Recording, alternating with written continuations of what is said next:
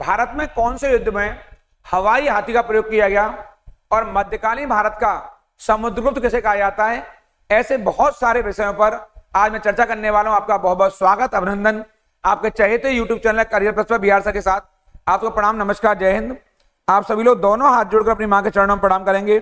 और आज हम बात कर रहे हैं सिपाही भर्ती परीक्षा जो 2024 है, जो पेपर हमारा 23, 24, 25 और 30 अगस्त को होने वाला है। ये प्रैक्टिस सेट 7 यानी इससे पहले मैं आपको जीएस जीके के 6 प्रैक्टिस सेटों पर चर्चा कर चुका हूं। आज ये 7वें नंबर के प्रैक्टिस सेट पर चर्चा कर रहा हूं। ये वीडियो आपके लिए इसलिए खास है क्योंकि ये प्रश्न वही हैं जो आपके एग्जाम में आने वाले हैं। इसलिए मैं लिखा है एक भी प्रश्न छूटना नहीं चाहिए, अर्थात आपको सारे प्रश्न देखने हैं और एक एक प्रश्न की विश्लेषण करते हुए व्याख्या को याद करना है, क्योंकि वो वही प्रश्न है जो लगातार हमारे पेपर में पूछे जाएंगे। और अब 23 तारीख को जो पेपर देंगे उन सभी विद्यार्थियों को तुरंत एक पेपर मिलेगा आपके, और आगे जो प्रश्न है हमारे लगातार ये सीरीज उनके लिए जारी रहेगी। 23 वाले, 24 वाले, 25 वाले और 30, 31 अगस्त के जो हमारे अभ्यर्थी हैं, विद्यार्थीगण हैं, उन सबके लिए ये सारे प्रश्न प्रासंगिक होने जा रहे हैं। इस क्रम में मैं आपसे पहला जो जीएस जीके का महत्वपूर्ण प्रश्न है, ये आपके सामने बांग्लादेश की मुद्रा का नाम क्या है। यानी एक क्वेश्चन हमारे एग्जाम में करेंसी से जरूर आता है। बांग्लादेश की मुद्रा कौन सी है? क्या वो तक यानी तक मतलब टका है क्या आपके, इसको तक या टका, क्या वो जीतल है, क्या वो रियाल है, या वो दीनार है? कौन सी मुद्रा है बांग्लादेश की? तो आपको जानना चाहिए बांग्लादेश की जो मुद्रा है वो टका है। कौन सी है वो? टका मुद्रा है आपके, इसे तक लिखा हुआ है यहां पर। टका बांग्लादेश की मुद्रा है। और बांग्लादेश की राजधानी है वो आपके ढाका है। कौन सी है? वो ढाका है। ये महत्वपूर्ण आपके लिए, क्योंकि बांग्लादेश अभी एक संक्रमण काल से गुजर रहा है। अभी हाल ही में वहां की प्रधानमंत्री शेख हसीना को वहां से भागना पड़ा है और वहां पर मोहम्मद यूनुस को अंतरिम सरकार का चीफ बनाया गया है। तो आने वाले प्रश्नों में ये मोहम्मद यूनुस से भी प्रश्न आएगा, ये बनना तय है वहां से। लेकिन फिलहाल आप जान लीजिए कि बांग्लादेश की जो मुद्रा है वो टका है, और जीतल ये मध्यकालीन भारत में ये दोनों ही टका और जीतल, ये टका और जीतल ये दोनों ही सिक्के जिस सल्तनत कालीन शासक ने चलाए उसका नाम इल्तुतमिश रहा। क्या रहा? इल्तुतमिश। इस शासक ने ये दोनों ही सिक्के चलाए थे। आपके एग्जाम के लिए खास क्या है कि टका जिस धातु का बना हुआ है वो चांदी है, बड़ा महत्वपूर्ण हमारे लिए, चांदी धातु का। और जीतल है ये आपके तांबे का बना हुआ सिक्का था, बड़ा महत्वपूर्ण, यहां से तांबे का सिक्का है। यानी टका है वो चांदी का है और जो जीतल है वो तांबे का सिक्का रहा। और इसको चलाने वाला कौन है? ये इल्तुतमिश है, बहुत महत्वपूर्ण है। और इस क्रम में आप आगे चलेंगे तो जो रियाल है ये वाला, ये ईरान में ईरानी रियाल, ईरान में चलती है आपके ईरानी रियाल। इसके अलावा जो सऊदी अरब है, कौन सा? सऊदी अरब है ये वाला। सऊदी अरब में रियाल मुद्रा ही चलती है। और जो दीनार है ये वाला, ये दीनार कई सारे देशों में, जैसे आपका इराक है यहां चलती है आपके। इसके अलावा आपके अल्जीरिया है, यहां चलती है आपके अल्जीरिया। इसके अलावा जो लीबिया है वहां चलती है। बहुत सारे देश हैं आपके जहां चलती है आपके। इसके अलावा जो कुवैत है, कौन सा? कुवैत है, यहां भी चलती है दीनार। कुवैत में आपके दीनार। जीतल आपका मध्यकालीन भारत का सिक्का है। तो ईरानी रियाल हुआ, यह बहुत महत्वपूर्ण हमारे लिए। सऊदी अरब की मुद्रा रियाल है और सऊदी अरब की राजधानी है। कई बार हमारे एग्जाम में ऐसे प्रश्न पूछा, ईरान की राजधानी तेहरान है, सऊदी अरब की राजधानी रियाद है। कई बार राजधानी पूछ लेता है तो आप इसको राजधानी भी बता देंगे कि सऊदी अरब की राजधानी कौन सी है, ये रियाद है। अंतर करेंगे यहां पर, रियाद सऊदी अरब की कैपिटल है और रियाल यहां की राजधानी है। और ईरान की राजधानी तेहरान है और इराक की राजधानी आपके बगदाद है। ऐसे बहुत सारे प्रश्न हमारे एग्जाम में बार बार पूछे जाते हैं। देखे जाएंगे एक क्वेश्चन मुद्रा से और एक क्वेश्चन राजधानी। जैसे पिछले पुरुष परीक्षा में फिलीपींस की राजधानी पूछी थी, तो फिलीपींस की राजधानी कौन सी थी वहां पर? मनीला। वो पिछले एग्जाम में आपने देखा होगा, बहुत छोटा सा प्रश्न पूछा, लेकिन चूंकि फिलीपींस चर्चाओं में था, फिलीपींस के लिए हमने अपनी ब्रह्मोस मिसाइलों को अभी भी बेचा है, इसलिए वो चर्चा में रहा था। बांग्लादेश संकट से गुजर रहा है इस समय, पड़ोसी राष्ट्र है। तो बांग्लादेश से, श्रीलंका से, नेपाल से, भूटान से, पाकिस्तान, अफगानिस्तान, मालदीव, ये कुछ ऐसे पड़ोसी राष्ट्र हैं, इनकी मुद्राएं और आपको राजधानी याद होनी चाहिए। इन प्रश्नों को मैं समय इसलिए ले रहा हूं आपको क्योंकि इन प्रश्नों को बनना यहां से एग्जाम में तय है, इसलिए इन पड़ोसी राष्ट्रों के राजधानी और मुद्राओं को छोड़कर नहीं जाएंगे यहां से।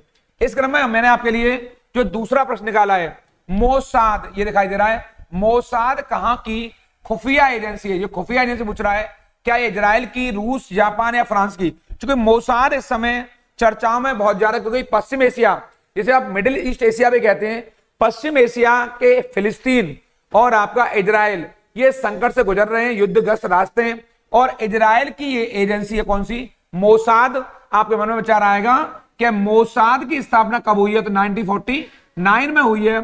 और जो इजराइल राष्ट्र है इसकी स्थापना 14 मई 1948 को हुई है। यानी जो इजराइल राष्ट्र है ये कब अस्तित्व में आया है? ये 14 मई 1948 को ये अस्तित्व में आया है। और बड़ी बात यहां पर यह है कि जो इजराइल अस्तित्व में आया है ये एक यहूदी राष्ट्र है। कैसा राष्ट्र है? ये एक यहूदी राष्ट्र है यहां पर। और वर्तमान में यरूशलेम इसकी राजधानी, कौन सी? यरूशलेम, जिसे आप जेरूशलेम भी कहते हैं। और इसी यरूशलेम पर अधिकार को लेकर फिलिस्तीन का आतंकी संगठन हमास, यानी फिलिस्तीन और इजराइल में संघर्ष चल रहा है। यह बहुत महत्वपूर्ण है। इसके अलावा एक एग्जाम क्वेश्चन बनेगा, रूस की खुफिया एजेंसी कौन सी है? क्योंकि आपके मन में जब इजराइल की खुफिया एजेंसी कौन सी है? मोसाद है, जो मैंने यहां पे लिखा हुआ है मोसाद है। तो आपको मन में आएगा कि रूस की खुफिया एजेंसी कौन सी है? तो आप बताएंगे जो FSB, कौन सी? FSB, ये रूस की खुफिया एजेंसी है। और आपके मन में आएगा आपके कि फ्रांस की खुफिया एजेंसी का नाम क्या है? तो आप बताएंगे ये DGSE, कौन सी? DGSE। इस क्रम में आपके मन में यह आ रहा होगा कुछ और खुफिया एजेंसियां, जैसे मैं बात करूं आपसे, पाकिस्तान की खुफिया एजेंसी बहुत चर्चा में रहती है, क्या नाम है उसका? ISI। कौन सी है वो? ISI है। इस क्रम में आपको लग रहा होगा इंडिया की कौन सी खुफिया एजेंसी है आपके? तो इंडिया की खुफिया एजेंसी रॉ है। कौन सी है? रॉ माने रिसर्च एनालिसिस विंग। ये आपके लिए महत्वपूर्ण इसलिए है क्योंकि ऐसी खुफिया एजेंसी है, जैसे यूएसए आपके एग्जाम में, यूएसए कुछ खुफिया एजेंसियां जैसे FBI है आपके, ये बहुत महत्वपूर्ण है आपके। इसके अलावा CIA, ये बहुत महत्वपूर्ण है यहां से आपके। और एक एजेंसी जो बहुत पुरानी है, जो खुफिया एजेंसी है, वो यूके यानी ब्रिटेन की रही है। हमारे एग्जाम में अक्सर ये पूछा जाता है, यूके यूनाइटेड किंगडम की यानी ब्रिटेन की खुफिया एजेंसी कौन सी है? तो आप बताएंगे MI6, जो कि दुनिया की पुरानी खुफिया एजेंसियों में एक है। क्या नाम है उसका? MI6। ये आपका, ये ब्रिटेन की यानी कि यूनाइटेड किंगडम की खुफिया एजेंसी है। यानी कि आप बता सकते हैं ये ऐसी इंटेलिजेंस एजेंसियां हैं, कई बार इनकी फुल फॉर्म में आ जाती है। ऐसे प्रश्न हमारे एग्जाम में पूछे जाते हैं। तुर्की की पूछ सकता है, जापान, चूंकि बड़े पैमाने पर अमेरिका या अन्य एजेंसियों के माध्यम चलता रहा है, लेकिन जापान भी अपनी खुफिया एजेंसी बनाकर कार्य कर रहा है। आपको यहां फिलहाल याद करना पड़ेगा, मोसाद इजराइल की एजेंसी है, आपका रूस की FSB है, फ्रांस की DGSE है, और मैंने बताया आपको ये अमेरिका की FBI है, अमेरिका की CIA भी है। दोनों ये अमेरिका की एजेंसियां हैं। इंडिया की रॉ है, पाक की ISI है, यूनाइटेड किंगडम की MI6 है। ऐसी कुछ एजेंसियां हैं। पड़ोसी राष्ट्र हमारे यहाँ चीन भी है। कई बार आपसे चीन के बारे में पूछ सकता है कि चीन की खुफिया एजेंसी कौन सी है? कौन सी? चीन की खुफिया एजेंसी कौन सी? क्या बताएंगे? MSS, ये चीन की खुफिया एजेंसी है। इसको भी आप लोग यहां से याद कर लेंगे, क्योंकि कई बार जो खुफिया एजेंसी होती हैं वो किसी भी राष्ट्र की आंख और जो कान होते हैं वो उस राष्ट्र की सफलता के मानक होते हैं। इसलिए चीन की खुफिया एजेंसी का नाम क्या है? MSS है। भारत की रॉ है।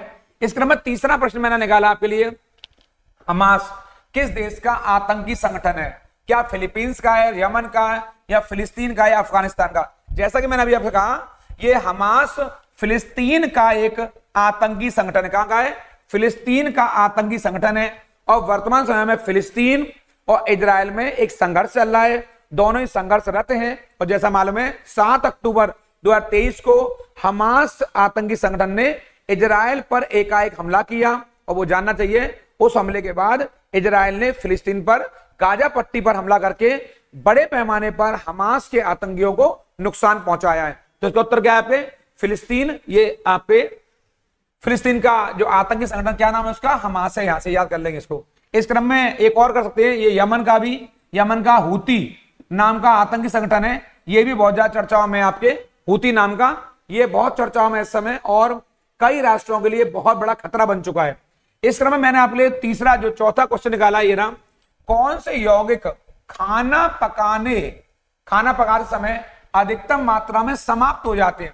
क्या वसा है, फैट, विटामिन है, प्रोटीन है या कार्बोहाइड्रेट है? आखिर वो कौन सा यौगिक है? यौगिक मान होता है कंपाउंड से, कौन सा कंपाउंड से जो कि आपका खाना बनाते समय में अधिकतम मात्रा में समाप्त हो जाता है? तो क्या बताएंगे आप लोग?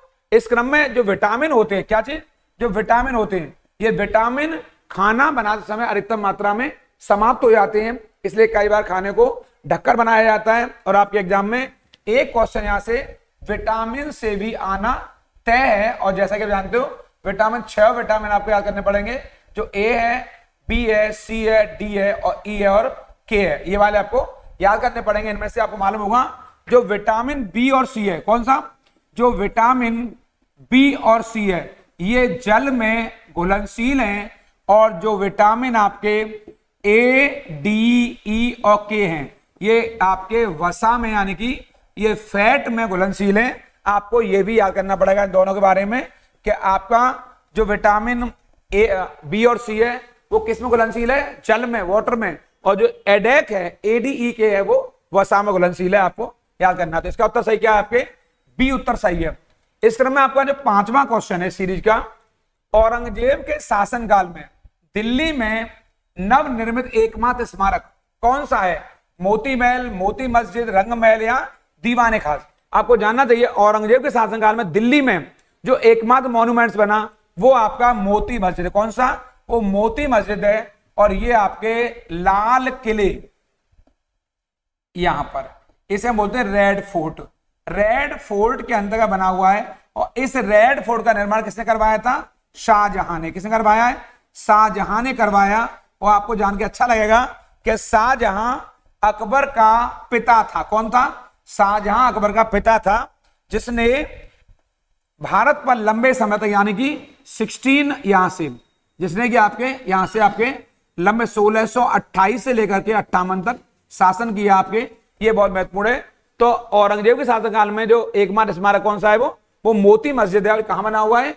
ये आपके लाल किले बना हुआ है आपके, ये बहुत महत्वपूर्ण है। और जो शाहजहां है, शाहजहां के बेटे का नाम क्या है? आपके औरंगजेब है। शाहजहां के शासनकाल में बड़ी बात क्या है? यहां पर शाहजहां के साल में उत्तराधिकार का युद्ध लड़ा गया। ये आपके जानेंगे, आपके शाहजहां के शासनकाल में उत्तराधिकार का युद्ध लड़ा गया, और इस युद्ध में औरंगजेब ने दारा सिकोह को पराजित करके दिल्ली पर कब्जा कर लिया। और औरंगजेब ने दिल्ली के लाल किले में एक मोती मस्जिद का, जो कि सफेद पत्थर से, किससे? जो कि सफेद पत्थर से निर्मित है, ये आप क्या कर लेंगे, सफेद पत्थर से निर्मित है। ये बहुत महत्वपूर्ण है आपके। और यहां पर एग्जाम में आने वाला क्वेश्चन है, आप बताएंगे जो शाहजहां है उसके पुत्र का नाम क्या है? औरंगजेब, जो उत्तराधिकार युद्ध में जीता, और उसने अपने बड़े भाई दारा सिकोह सहित सभी भाइयों की हत्या करके दिल्ली की गद्दी पर अधिकार कर लिया। तो आप बताएंगे मोती मस्जिद कहां मिलेगी आपको? दिल्ली में, जो कि रेड फोर्ट में स्थित है। ये बहुत महत्वपूर्ण इमारत है आपके यहां से।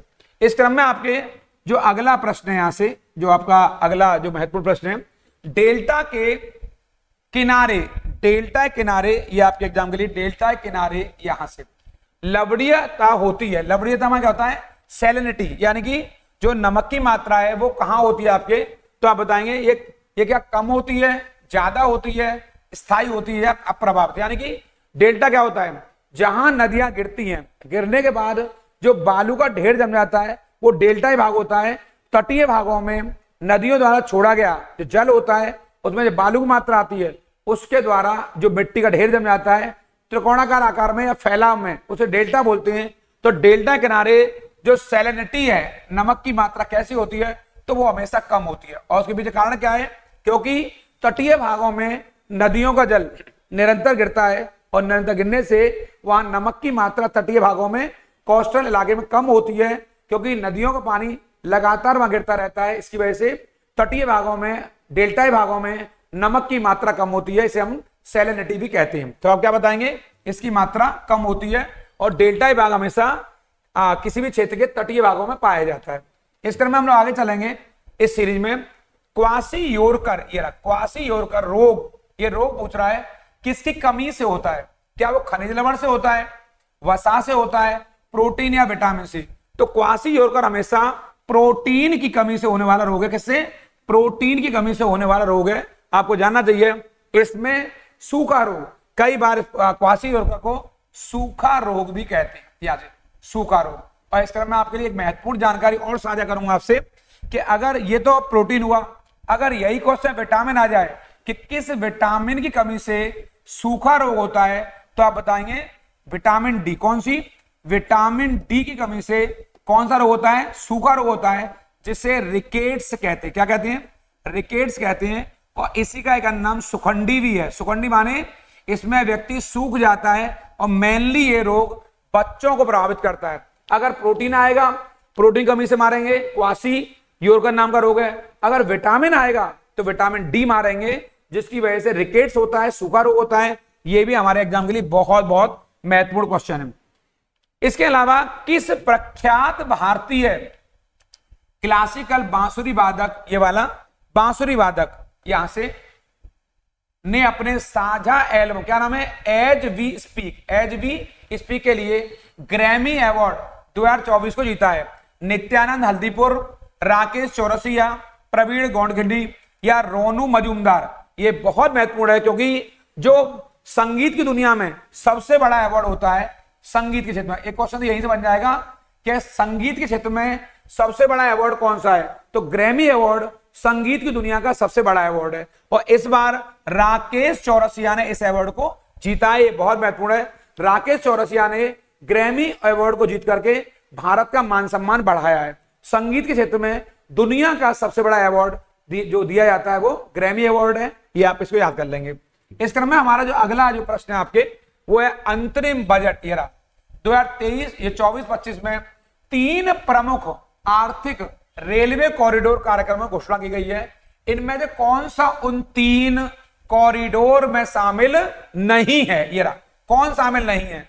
क्या ऊर्जा आर्थिक कॉरिडोर है, या व्यापार आर्थिक कॉरिडोर है, या पोर्ट कनेक्टिविटी कॉरिडोर है, या उच्च यातायात? आपको जानना चाहिए कि जो 24-25 का जो आर्थिक बजट, आर्थिक रेलवे कॉरिडोर के लिए जिन कार्यक्रम में घोषणा हुई है, उनमें ऊर्जा आर्थिक कॉरिडोर को शामिल किया गया है, उनमें पोर्ट कनेक्टिविटी को शामिल किया गया है, उनमें उच्च यातायात घनत्व को शामिल किया गया है, लेकिन इसके अंतर्गत व्यापार आर्थिक कॉरिडोर को शामिल नहीं किया गया है। इसका मतलब, इसका उत्तर क्या हुआ? बी उत्तर सही है। ये वाला बी उत्तर सही है। यानी कि 3 प्रमुख आर्थिक रेलवे कॉरिडोर हैं, वो एक ये है, कौन सा? ऊर्जा आर्थिक कॉरिडोर, एक पोर्ट वाला है, और एक आपका उच्च यातायात घनत्व कॉरिडोर है। यानी कि 3 हमारे पास ये सामने दिखाई दे रहे हैं आपके। इन तीनों को आप याद कर लेंगे। व्यापार आर्थिक कॉरिडोर इसके अंतर्गत शामिल नहीं है, ये आपको यहां से याद करके जाना है। इस क्रम में हमारा अगला क्वेश्चन है रथ यात्रा महोत्सव। कौन सा? बहुत फेमस है, ज्यादा डीप नहीं जाएंगे, हमें याद है आपके। ये आपके पुरी का एक महत्वपूर्ण क्षेत्र, कहां पर? उड़ीसा में। कहां पर? उड़ीसा में। आपके ओडिशा कहते हैं। और आप जानते हैं अभी अभी उड़ीसा में सत्ता परिवर्तन भी हुआ है, और बीजेपी ने अपनी सरकार बनाई है आपके, और वहां पर आपके नई सरकार गठन हुआ बीजेपी का। और ये पुरी, आपके पुरी में रथ यात्रा फेमस है, और पूरी दुनिया में यहां पर तीनों भाई बहन है, यानी बलराम, यहीं पर आपके लाला श्री कृष्ण, बहुत महत्वपूर्ण है, और यहीं पर इनकी बहन सुभद्रा। कौन? सुभद्रा देवी। इन तीनों की यहां मूर्तियां रहती हैं। ये दुनिया का वो स्थान है जहां तीनों भाई बहन एक साथ एक मूर्ति के तौर पर रहते हैं, और ये रथ की यात्रा होती है जो पुरी में निकाली जाती है, जो कि दुनिया में फेमस है, प्रसिद्ध है। और अब तो भारत के कई विभिन्न स्थानों पर ऐसी रथ यात्राएं निकाली जा रही हैं। वृंदावन में भी कुछ दिन पूर्व ऐसी रथ यात्रा निकाली गई। लेकिन इसका उत्तर क्या है? पुरी, जो कि रथ यात्रा महोत्सव के लिए विशेष तौर पर जाना जाता है। जल अपघटन में ऊर्जा किस रूप में उत्पन्न होती है? क्या प्रकाश, ऊष्मा, ध्वनि या अम्ल? यानी इसका मतलब हुआ काई में आपके जल अपघटन में, जल जब टूटता है तो उसमें ऊर्जा, तो वो ऊष्मा के रूप में आपके उत्पन्न होती है। ऊष्मा को हम लोग अंग्रेजी में हीट भी कहते हैं। क्या कहते हैं? हीट। ऐसे प्रश्न हमारे एग्जाम में भी पूछे जाते हैं। जनरल साइंस के क्वेश्चन बीमारियों से, विटामिन से, ध्वनि से, लाइट से, या फिर आपके प्रकाश या हीट से, ऐसे प्रश्न ज्यादा पूछे जा रहे हैं। और केमिस्ट्री से ज्यादातर क्वेश्चन मिक्सचर वाले पूछे जा रहे हैं। जैसे अगर तांबे में टिन मिला दो तो क्या बन जाएगा? कांसा बन जाएगा। और तांबे में जस्ता मिला दो क्या बन जाएगा? पीतल बन जाएगा। तो तांबा टिन बराबर कांसा, और तांबा जस्ता बराबर बन जाएगा आपके पीतल। ऐसे प्रश्न एग्जाम आते हैं। पीतल माना ब्रास और कांसा मतलब होता है ब्रॉन्ज। तो आप ऐसे प्रश्न भी याद करके जाएंगे क्योंकि हमारे एग्जाम में ऐसे प्रश्न भी पूछे जा रहे हैं आपके। इस क्रम में आप देखेंगे इनमें से कौन सा ईंधन तत्व नहीं है। फिर मैं कहूंगा आपसे क्वेश्चन के नेचर को जरूर समझें। क्या वो यूरेनियम है, थोरियम है, रेडियम है या हीलियम है? इनमें से कौन सा ईंधन तत्व नहीं है? तो हीलियम इनमें से ही ईंधन तत्व नहीं है, यानी कि ईंधन फ्यूल के तौर पर, यानी कि ईंधन के तौर पर हीलियम का प्रयोग नहीं किया जाता है। आपको जानना चाहिए हीलियम एक अक्रिय गैस है। कैसी गैस है? अक्रिय माने ये एक नोबल गैस है। कैसी गैस है? ये एक नोबल गैस है। और यहां बड़ी बात क्या है कि इस हीलियम की कमी हो जाए, हीलियम यदि ना रहे तो क्या हो सकता है? तो आपको जानना चाहिए हीलियम का प्रयोग वर्तमान में कहां कहां किया जा रहा है, ये थोड़ा सा बताया था आपको क्योंकि हमारे एग्जाम में ऐसे प्रश्न आते हैं। इसका प्रयोग एमआरआई मशीनों में किया जाता है बड़े पैमाने पर। इसके अलावा गुब्बारों में, जो बैलून्स होते हैं जो हवा में उड़ते रहते हैं, बड़े बड़े गुब्बारे, इनमें किया जाता है। जो एलसीडी हैं उन एलसीडी के निर्माण में इस हीलियम का प्रयोग बड़े पैमाने पर किया जाता है। एक प्रश्न महत्वपूर्ण है, कई बार एमआरआई की फुल फॉर्म पूछ लेता है, मैग्नेटिक रेजोनेंस। कौन सा? मैग्नेटिक, यहां मैग्नेटिक लिख लेंगे इसको, रेजोनेंस इमेजिंग, इसकी फुल फॉर्म है आपके। इसको मेरे कहने से आप लोग याद कर लेंगे क्योंकि कई बार हमारे एग्जाम में इस प्रकार के प्रश्न पूछे जा रहे हैं। काय की फुल फॉर्म है? एमआरआई की, एमआरआई यानी मैग्नेटिक रेजोनेंस इमेजिंग, ये एमआरआई की फुल फॉर्म है। और इसके इन सबके लिए और बहुत सारी चीजें जहां पर हीलियम का प्रयोग बड़े पैमाने पर किया जा रहा है। हीलियम एक अक्रिय गैस है और ये यूरेनियम, थोरियम, रेडियम ये सभी ईंधन तत्व हैं, जबकि हीलियम ईंधन तत्व नहीं है। इसको आप याद करके जाएंगे। और हीलियम का प्रयोग कहां कहां हो सकता है थोड़ा सा मैंने आपको ये भी बता दिया है। इस तरह में आप देखेंगे निम्न में किस रंग का सबसे लंबा तरंग दैर्घ्य, वेवलेंथ होती है, सबसे लंबी पूछ रहा है आपसे। क्या हरे की, पीला, नीला या लाल? आपको जानना चाहिए सबसे लंबी जो वेवलेंथ होती है, तरंग दैर्घ्य होती है, वो आपके लाल रंग की होती है। किसकी होती है? लाल रंग यानी कि रेड कलर की होती है। और यही आता सबसे कम किसकी होती है? कहता सबसे कम तरंग दैर्घ्य किसकी होती है? सबसे छोटी, सबसे कम या छोटी पूछ लेता तो क्या बताएंगे? बैगनी। क्या बताएंगे? बैगनी बताएंगे। ये भी आपके लिए वॉयलेट, क्या बोलते हैं इसको? वॉयलेट बोलते हैं, बैगनी बोलते हैं आपके। ये भी हमारे लिए इंपॉर्टेंट है। सबसे कम आएगा, सबसे छोटी आएगा तो बैगनी मारेंगे, और सबसे लंबी आएगा या सबसे बड़ा आएगा क्या मारेंगे? लाल कलर मारेंगे। बहुत बहुत इंपॉर्टेंट है ये, इसलिए खतरे के निशान के लिए ट्रांसपोर्ट में हम लोग रेड लाइट का प्रयोग किया करते हैं। श्रीहरिकोटा जो कि ये रहा, भारत का उपग्रह छोड़ने का केंद्र है, कौन से राज्य में स्थित है? महाराष्ट्र, आंध्र प्रदेश, तमिलनाडु या केरला में? तो आपको जानना चाहिए श्रीहरिकोटा बहुत फेमस स्थान है और ये आंध्र प्रदेश में स्थित है। ये रहा, कहां पर? आंध्र प्रदेश में। भारत अपने सभी सैटेलाइट को हाल के दिनों में यहीं से छोड़ रहा है। सैटेलाइट बोले तो उपग्रह कहते हैं। और यहीं पर श्रीहरिकोटा, ये रहा श्रीहरिकोटा स्थित है। और यहीं पर क्या है? सतीश धवन अंतरिक्ष केंद्र। क्या ना? सतीश धवन अंतरिक्ष केंद्र, इसको याद कर लेंगे, अंतरिक्ष केंद्र। ये एक नाम है आपके, यानी सतीश धवन अंतरिक्ष। यहां से ये कहां पर आपके? श्रीहरिकोटा में। और ये बंगाली खाड़ी में है और ये आंध्र प्रदेश राज्य में है। यहीं से भारत अपने सैटेलाइट को लॉन्च करता है, यानी उन्हें प्रक्षेपित करता है, उन्हें छोड़ता है यहां से। ये हमारे लिए बहुत महत्वपूर्ण है। एक बड़ी महत्वपूर्ण बात यहां पर, केरल का एक स्थान है कौन सा? थुम्बा। थुम्बा या विक्रम साराभाई स्पेस सेंटर है। विक्रम साराभाई स्पेस सेंटर ये वाला कहां पर है? ये केरल के थुम्बा में। इसको भी याद कर लेंगे, ये केरल के थुम्बा में पड़ता है आपके ये वाला विक्रम साराभाई स्पेस सेंटर। ये कहां पड़ेगा? केरल के थुम्बा में। क्योंकि ये प्रश्न भी एग्जाम में पीछे पूछा गया है, इसलिए मैंने आपको इसको भी करा दिया यहां से। इस तरह में आप आगे चलेंगे। अगला हमारा का प्रश्न है, बड़ा महत्वपूर्ण है, और प्रश्न है आपका 15वां।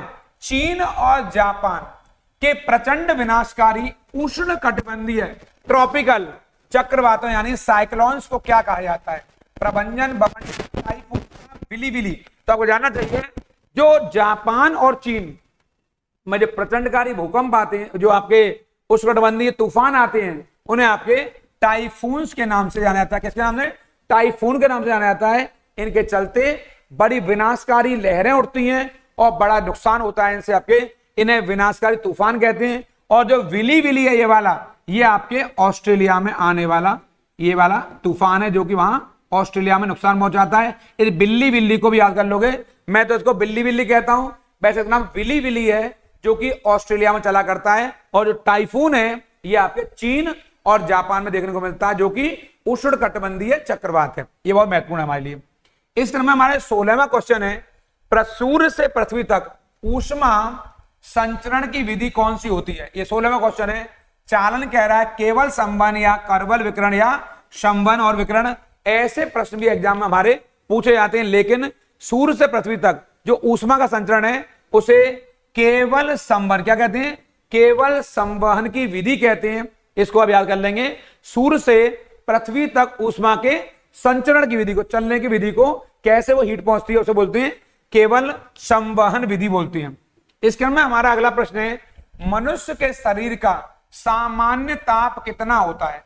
40 degree Fahrenheit, 40 degree Celsius, 100 degree Fahrenheit या 37 डिग्री सेल्सियस?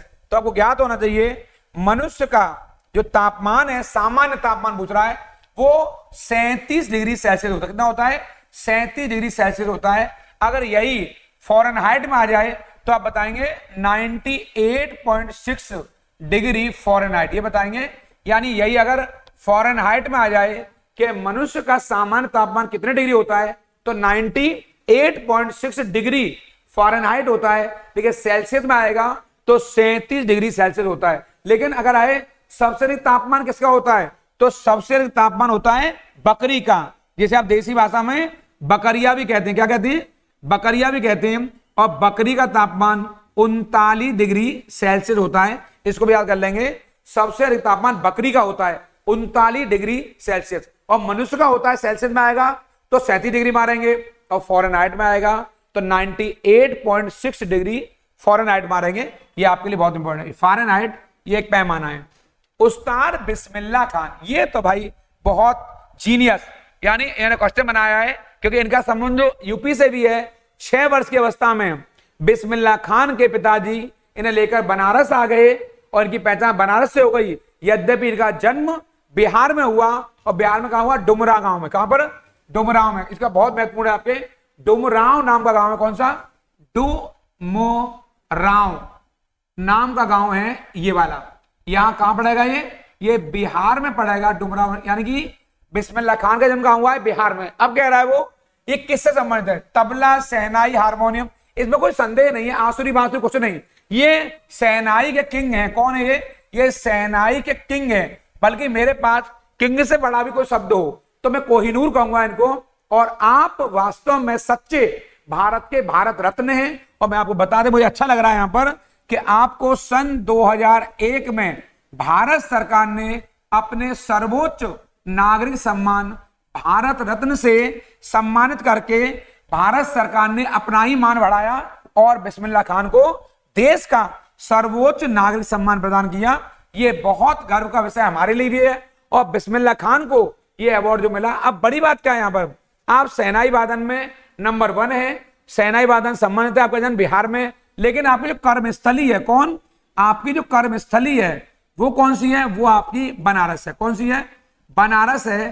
काशी की भूमि है। कौन सी भूमि है? काशी की भूमि है, यानी कि वाराणसी की भूमि है। ये कर्मस्थली आपकी, किसकी? आपके उस्ताद। अब बड़ा प्रश्न क्या आएगा कि आपका जो मूल नाम है, जो बचपन का नाम है, वो बचपन का नाम क्या है इनका? यहां ये कर लेंगे चाहे तो आपके। इनके बचपन का नाम है कमरुद्दीन खान। कौन सा? कमरुद्दीन। ये कम लोग जानते हैं, पर आपको जानना पड़ेगा क्योंकि आप कैरियर प्लस कोचिंग के छात्र हैं। इसलिए कई बार हमारे एग्जाम में ऐसे प्रश्न पूछे जाते हैं कि उस्ताद बिस्मिल्लाह खान के बचपन का नाम यानी कि मूल नाम क्या है, तो आप बता देंगे इसको कमरुद्दीन खान नाम है। और वैसे आपकी जो ख्याति लब्धि है, जो आपको फेमस, जो पॉपुलैरिटी मिली है, वो बिस्मिल्लाह खान से मिली। बिस्मिल्लाह खान ही आपका नाम है, लेकिन बचपन में आपका नाम कमरुद्दीन खान भी रहा है। इसको भी आप नहीं भूलेंगे। आपका संबंध शहनाई से है और आप शहनाई के बेताज बादशाह रहे हैं आपके।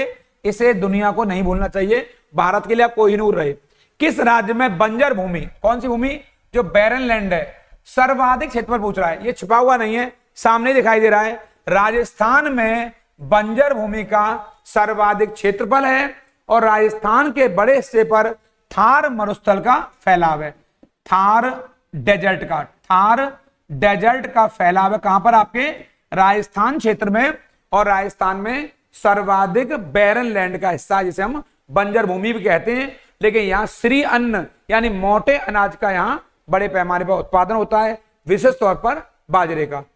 इस तरह में हम आगे चलेंगे। आपके अगला प्रश्न है हमारा, विटामिन ई का महत्वपूर्ण स्रोत इनमें से कौन सा, कौन सी का विटामिन ई पूछ रहा है। विटामिन ई का सबसे महत्वपूर्ण स्रोत कौन सा है, तो आपको जानना चाहिए यहां पर ताड़ का तेल या फिर आपके नारियल का तेल या गेहूं अंकुर का तेल या राई सरसों का तेल।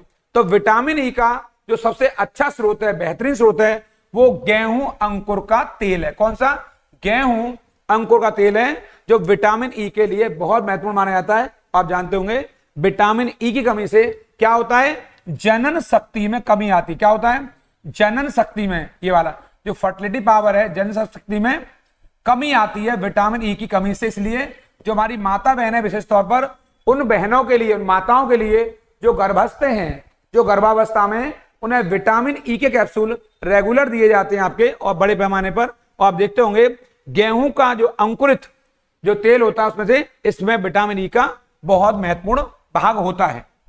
इस क्रम में हम आगे जाएंगे। टेप रिकॉर्डर का टेप पर किसका लेप होता है, कॉपर सल्फेट का, फेरो मैग्नेटिक पाउडर का, सिलिका का या जिंक सल्फाइड का। तो टेप रिकॉर्डर के टेप पर फेरो मैग्नेटिक पाउडर का लेप होता है, जिसकी वजह से वो अपना कार्य करता है और उसकी वजह से टेप रिकॉर्डर बेहतर तरीके से चल पाता है। इसको आप याद कर लेंगे, ये जनरल साइंस का महत्वपूर्ण प्रश्न है।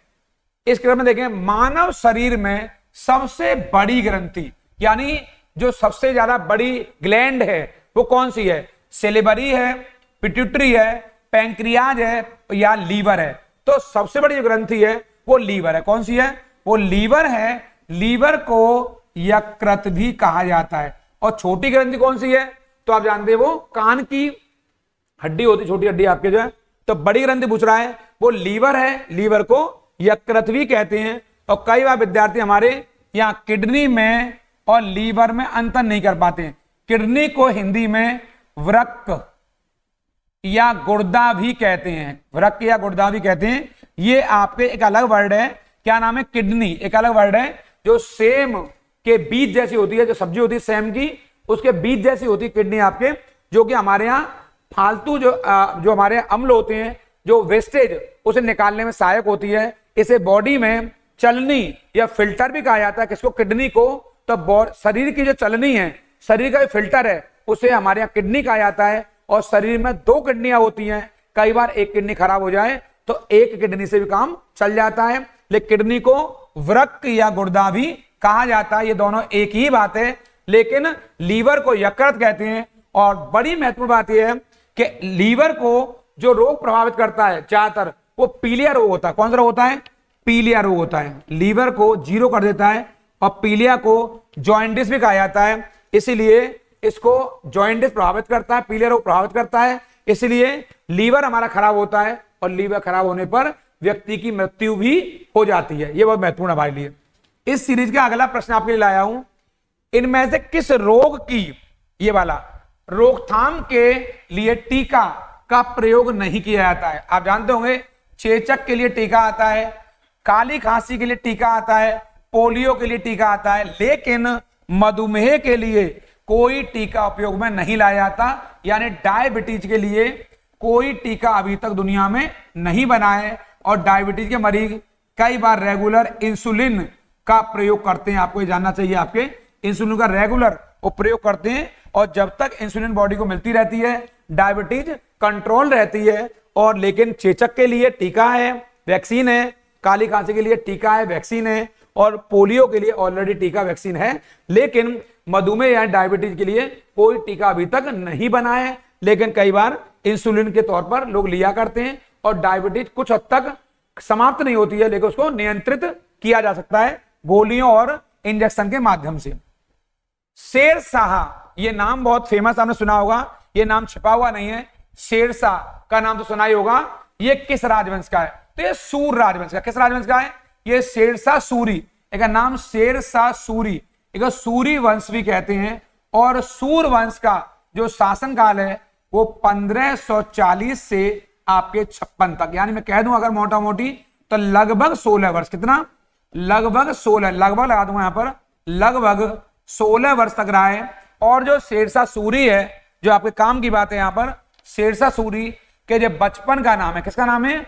इसके बचपन का नाम है जो, वो कौन सा है? आप एग्जाम के लिए फरीद, फरीद। लेकिन एक शेर को मार दिया, इस उपलक्ष्य में नाम पड़ गया शेरशाह। ये बहुत महत्वपूर्ण है। और शेरशाह ने, हमारे एग्जाम में क्वेश्चन आएगा, एक युद्ध चौसा का लड़ा, बहुत महत्वपूर्ण युद्ध है। कई युद्ध लड़े, बड़ा महत्वपूर्ण युद्ध है चौसा का युद्ध। और दूसरा महत्वपूर्ण है कन्नौज का युद्ध। इन दो युद्धों को आप लोग भूलेंगे नहीं। यूपी का पेपर है, और भी कई पेपर अगर होंगे तो भी ये महत्वपूर्ण है। और चौसा का युद्ध अगर आएगा तो 1539 मारेंगे, और अगर कन्नौज का युद्ध आएगा तो 1540 मारेंगे। और यही वो युद्ध हैं जो निर्णायक बन गए इसके लिए। और इन युद्धों के बाद शेरशाह सूरी ने दिल्ली आगरा पर कब्जा कर लिया, और हुमायूं को यहां से काबुल भागना पड़ा। यानी कि इन दोनों युद्धों में शेरशाह ने किसे पराजित किया है? हुमायूं को। हुमायूं कौन है? मुगल वंशी है, जो बाबर का पुत्र है। यानी कि शेरशाह सूरी ने पहले चौसा के युद्ध में 1539 में, फिर कन्नौज के युद्ध में 1540 में पराजित किया, और इसे भागना पड़ा। और लगभग 15 वर्ष तक हुमायूं भारत से बाहर रहा है। और फिर उसके बाद ही हुमायूं ने वापसी की है और दोबारा से मुगल वंश को आगे बढ़ाया है। और उसके पुत्र अकबर ने मुगल वंश को एक नया जीवन दिया। ये किसी से छिपा हुआ नहीं है। और फिर अकबर के बाद जहांगीर और शाहजहां, औरंगजेब होते हुए मुगलों का एक अलग राजवंश, अलग व्यवस्थाएं चल पड़ी। मैं मुगल वंश की बात नहीं करूंगा। लेकिन सूर वंश का संबंध किससे? शेरशाह सूरी से। ये अफगान राजवंश है, बहुत महत्वपूर्ण है। और शेरशाह सूरी 16 वर्ष तक लगभग, यानी कि इस राजवंश के लोगों ने 16 वर्ष तक शासन किया। लेकिन शेरशाह सूरी ने 1540 से 45 तक शासन किया। यह बहुत महत्वपूर्ण हमारे लिए यहां से। और आपके एग्जाम में ये क्वेश्चन आता है, पूछा जाता है, और कई बार पूछा गया है यहां से। और शेरशाह सूरी ने भारत में कई निर्माण कार्य किए, जिसमें सड़क निर्माण, रोड निर्माण, सरायों का निर्माण, गेस्ट हाउस का निर्माण विशेष तौर पर जाना जाता है। सबसे लंबा अगर सड़क मार्ग किसी ने बनवाया है तो वो शेरशाह सूरी है, जो कि पंजाब के अटक से और बंगाल के सोनारगांव तक, मैं दोबारा बोल रहा हूं, पंजाब के अटक से, अटक एक क्षेत्र का नाम है, वहां से बंगाल के सोनारगांव तक, अब तो बांग्लादेश में आ गया है, सोनारगांव तक जाता था। इसको ग्रांड ट्रंक रोड या शेरशाह सूरी मार्ग भी कहा जाता था। यह बहुत हमारे लिए महत्वपूर्ण है, इसको आप भूलेंगे नहीं यहां पर। तो शेरशाह सूरी बचपन नाम क्या है? फरीद है। राष्ट्रीय ध्वज का डिजाइन इनमें से किसने तैयार किया है? कौन है वो? टैगोर है, हमारे गांधी बाबा हैं, एस.सी. बोस है, सुभाष चंद्र, या पिंगली वेंकैया। तो आप जानते हैं हमारा जो वर्तमान में तिरंगा है उसका ध्वज पिंगली वेंकैया द्वारा, ये पिंगली वेंकैया हमारे जनक है इसके, किसके? जो हमारा नेशनल फ्लैग है, इसको पिंगली वेंकैया द्वारा तैयार किया गया है। आप जानते हैं उसमें ऊपर की ओर कैसा कलर है? हरा है, और बीच में कैसा? सफेद है, और नीचे कैसा? उसमें नारंगी। आपके ये तीन अलग अलग कलर हैं हमारे यहाँ पर। ये बहुत महत्वपूर्ण है हमारे लिए। और आप जानते होंगे यहाँ पे एक महत्वपूर्ण बात, कि हमारा ध्वज जो बना हुआ है वो आपका एक हमें चैतन्यता देता है, आन बान शान का वो प्रतीक है हमारे यहाँ पर। और इस ध्वज के चलते हमारे यहाँ पर एक आपके एग्जाम पूछता है, इसकी जो लंबाई चौड़ाई है, लंबाई और चौड़ाई है, ये पूछता है ये कितना इसका रेशियो है। तो क्या बताएंगे? 2:4, ये बताएंगे आपके। दो कितना है इसका? आपके 2 इसकी, क्या बताएंगे आपके? 2 इसकी क्या है आपके? ऐसे बताएंगे इसको, यहां से चौड़ाई लंबाई पूछेगा आपका, चौड़ाई और लंबाई, यानी कि 2, यहां से 2:4 में रखी जाती है आपके।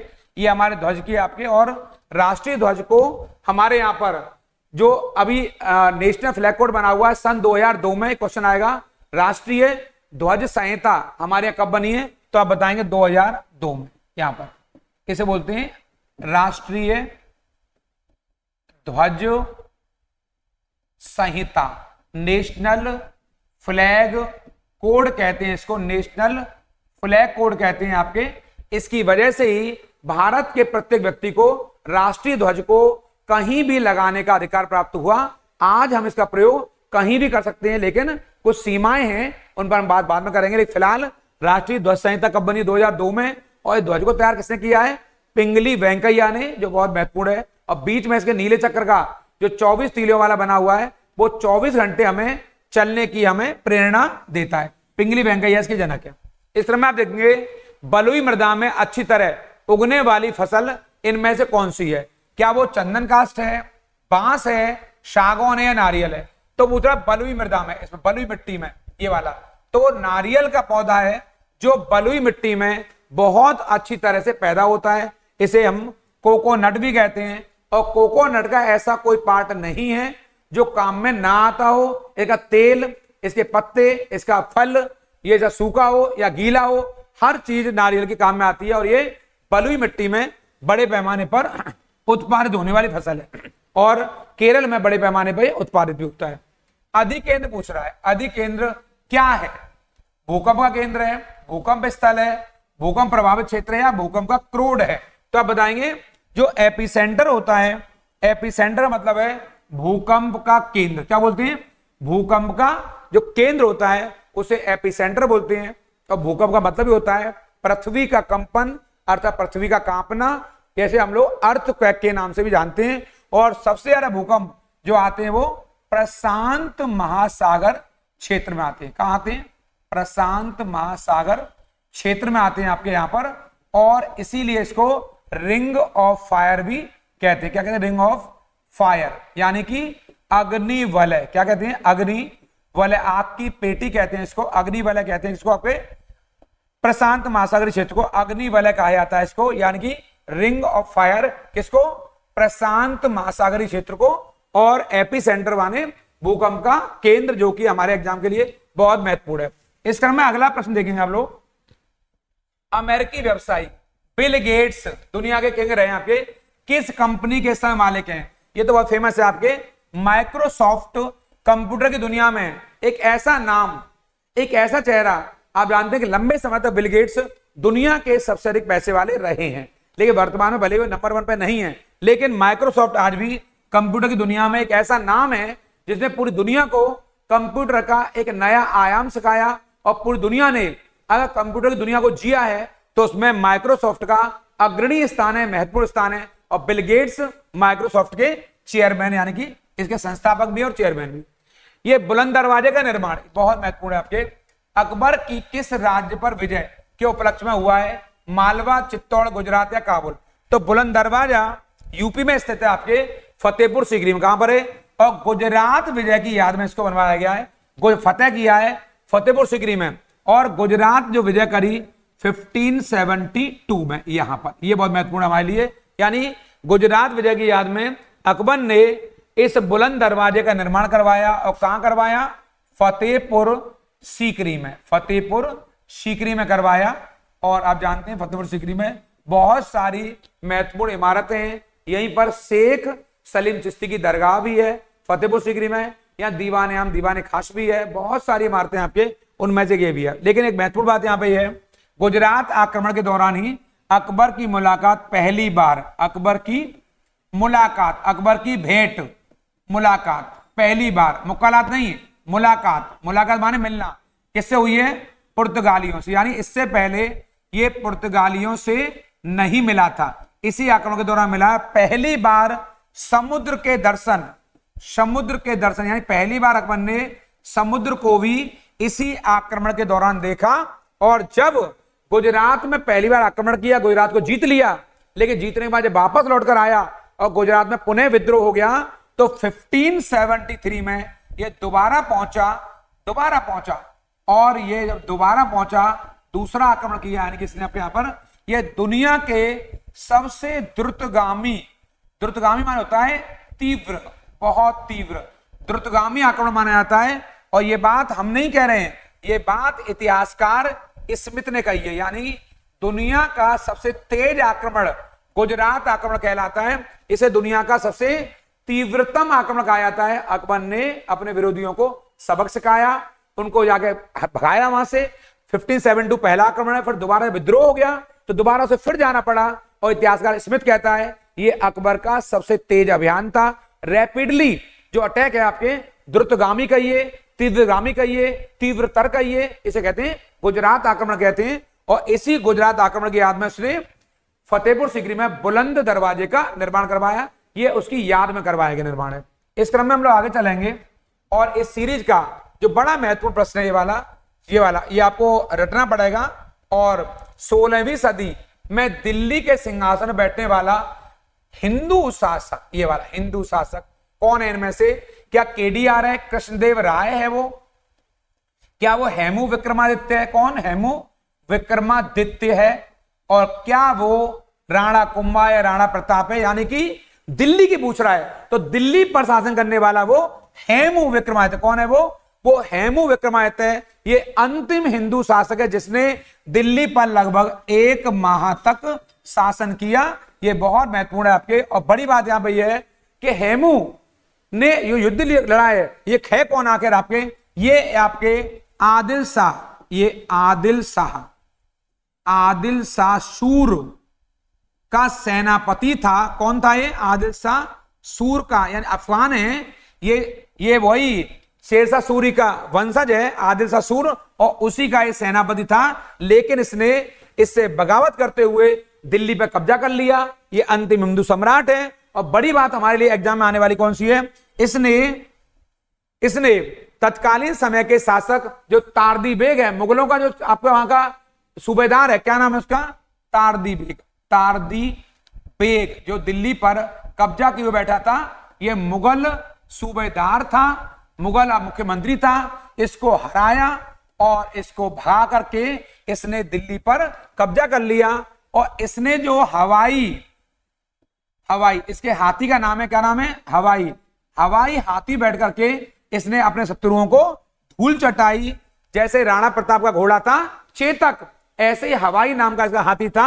और बड़ी बात हमारे एग्जाम में जो आने वाली है, जो मैं आपसे छेड़ना चाहता हूं, वो ये है कि इस हेमू को मध्यकालीन भारत का, यहां पर मध्यकालीन भारत का नेपोलियन कहा जाता है। ये आपके काम की बात है। इसे मध्यकालीन भारत का नेपोलियन कहा जाता है। इसको आप याद कर लेंगे। जो फ्रांस का महान शासक था, कौन? नेपोलियन बोनापार्टा। तो मध्यकालीन भारत का नेपोलियन कहा जाता है। हेमू विक्रमादित्य को अंतिम हिंदू सम्राट है। लेकिन प्राचीन भारत का यदि आएगा, प्राचीन भारत का अगर आएगा नेपोलियन, तो फिर हम मारेंगे समुद्रगुप्त को। यानी अगर ऐसे आएगा कि इनमें से भारत का नेपोलियन किसे कहा जाता है, तो आप बताएंगे समुद्रगुप्त को, जो गुप्त वंश का शासक है। लेकिन मध्यकालीन भारत का जो मेडिवल टाइम है उसका अगर आएगा तो मारेंगे हेमू विक्रमादित्य को। यानी मध्यकालीन भारत में भारत का नेपोलियन कौन है? तो हेमू विक्रमादित्य, जो अंतिम हिंदू सम्राट बना, उसने दिल्ली पर कब्जा किया। तारदी बेग को, जो मुगलों का सूबेदार है, मुगलों का प्रांतपति है, उनका मुख्यमंत्री है, उसको भागने के लिए मजबूर कर दिया। और इसके हाथी का नाम था हवाई। ये बहुत महत्वपूर्ण है। ये अंतिम हिंदू सम्राट है जिसकी आंख में एक तीर लगा, जो पराजित हुआ, और बैरम खान ने इसे पराजित किया। आपको जानना चाहिए इतिहास का दूसरा महत्वपूर्ण युद्ध, जिसे हम कहते हैं आपके क्या? उसे कहते हैं हम लोग पानीपत का द्वितीय। कौन सा? पानीपत का द्वितीय युद्ध। ये किसी से छिपा हुआ नहीं है। 1556 में, यानी कि अकबर का सेनापति कौन है उस समय? बैरम खान। कौन है? बैरम खान। ये बहुत महत्वपूर्ण है। और इस युद्ध में भाग ले रहा है कौन? दूसरा हेमू विक्रमादित्य। इन दोनों के मध्य युद्ध लड़ा गया। और इस युद्ध में हेमू की आंख में तीर लगा और हेमू हाथी से गिरा और हेमू की पराजय हुई। और पानीपत का द्वितीय युद्ध जो 1556 में लड़ा गया, इसने एक बार फिर दिखा दिया। पानीपत का पहला युद्ध बाबर और इब्राहिम लोदी। पानीपत का पहला युद्ध लड़ा गया 1526 में, और पानीपत का द्वितीय युद्ध 1556 में, और पानीपत का तृतीय युद्ध 1761 में। जो कौन लड़ रहे हैं आपको? इसको मराठे और अफगान। उसमें मराठों की पराजय हुई। तीन युद्ध बताए मैंने, 1761, 1556, 1526। इसको याद कर लेंगे। पानीपत का पहला युद्ध, पानीपत का द्वितीय युद्ध और पानीपत का तृतीय युद्ध। ये बहुत महत्वपूर्ण श्रृंखला है। अभी तक इस चैनल को सब्सक्राइब नहीं किया है, बहुत जल्दी सब्सक्राइब करिए। और अगर लाइक नहीं किया है तो तेजी से लाइक करिए, क्योंकि ऐसे बहुत महत्वपूर्ण वीडियो मैं आपके लिए आगे लाने वाला हूं। इसलिए लगातार इस चैनल पर जुड़े रहेंगे और इस वीडियो को शेयर करना बिल्कुल नहीं भूलेंगे। एक नए वीडियो के साथ में प्रैक्टिस सेट 8 के साथ में आपसे फिर मिलूंगा। उन लोगों का जरूर ख्याल रखिए जो आपका ख्याल रखते हैं। प्रणाम, नमस्कार।